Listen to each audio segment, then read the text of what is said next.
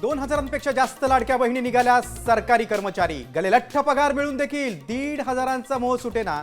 3 कोटी रुपयांपेक्षा जास्त रकमेचा गैरवापर.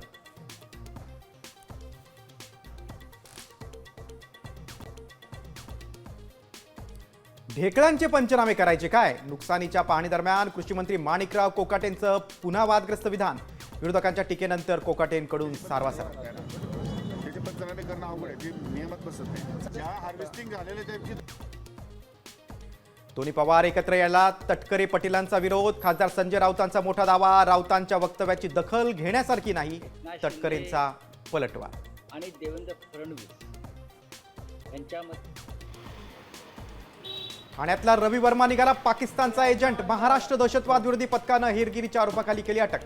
चौकशीतून धक्कादायक खुलासे समोर.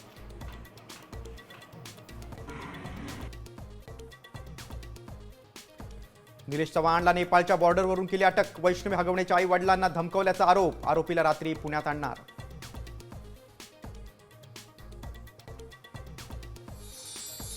महाराष्ट्रात आज कोरोनाचे 84 रुग्ण. एकूण 681 रुग्ण. सोलापुरात ऐन आषाढी यात्रेच्या तोंडावर 2 संशयित कोरोना रुग्ण आढळल्यानं खळबळ. प्रशासन हाय अलर्टवर.